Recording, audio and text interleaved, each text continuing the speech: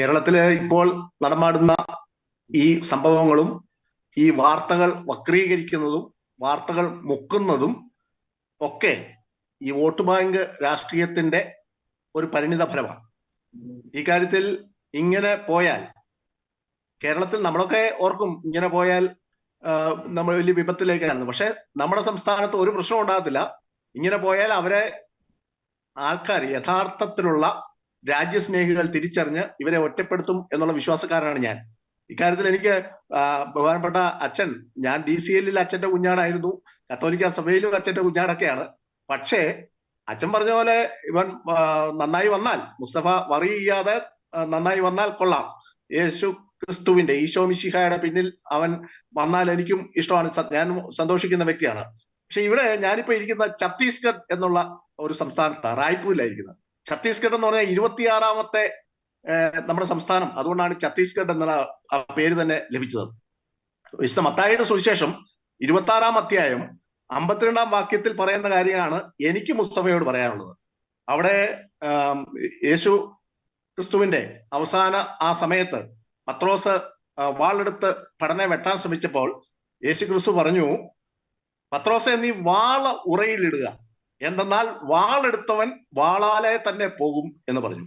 ഇവിടെ മുസ്തഫയോട് എനിക്ക് പറയാനുള്ളത്, മുസ്തഫയോടും മുസ്തഫയെ പിന്തുണയ്ക്കുന്ന രണ്ട് വിഭാഗക്കാരോടും, ഈ മതേതരത്വം പറഞ്ഞ് മുസ്തഫയെ പിന്തുണയ്ക്കുന്ന ആൾക്കാരുണ്ടല്ലോ, അവരോടും എനിക്ക് പറയാനുള്ളത്, നീ മുസ്തഫ വാള ഉറയിലിടൂ, ഇല്ലെങ്കിൽ ഈ വാളാലെ തന്നെ നിങ്ങൾ തീരുന്ന ഒരവസ്ഥ കേരളത്തിൽ സംജാതമാകും എന്നുള്ള വിശ്വാസമാണ് എനിക്കിട്ടത്.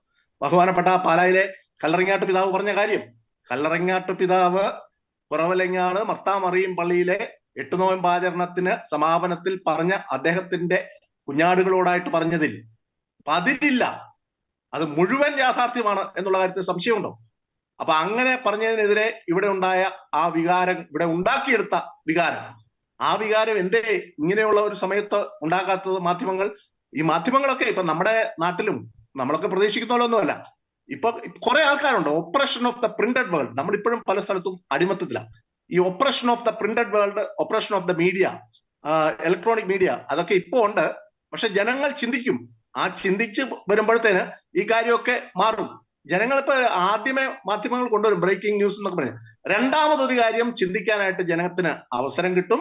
അങ്ങനെ ചിന്തിക്കുമ്പോൾ കേരളത്തിലും ഇത്തരം പ്രീണന രാഷ്ട്രീയങ്ങൾക്ക് അറുതി വരും എന്നുള്ളതാണ് എൻ്റെ വിശ്വാസം. പിന്നെ ഇങ്ങനെയുള്ള കാര്യങ്ങൾ, എന്റെ പിതാവിനാൽ വിളിക്കപ്പെടാതെ ആരും എന്റെ സന്നിധിയിൽ വരുന്നില്ല എന്ന് പറയുന്ന പോലെ മുസ്തഫയെ വിളിച്ച് അദ്ദേഹത്തിന് മാനസാന്തരം ഉണ്ടാകുന്നതാണെങ്കിൽ ആ കാര്യത്തിൽ ഏറ്റവും സന്തോഷിക്കുന്ന ആളായിരിക്കും ഞാൻ.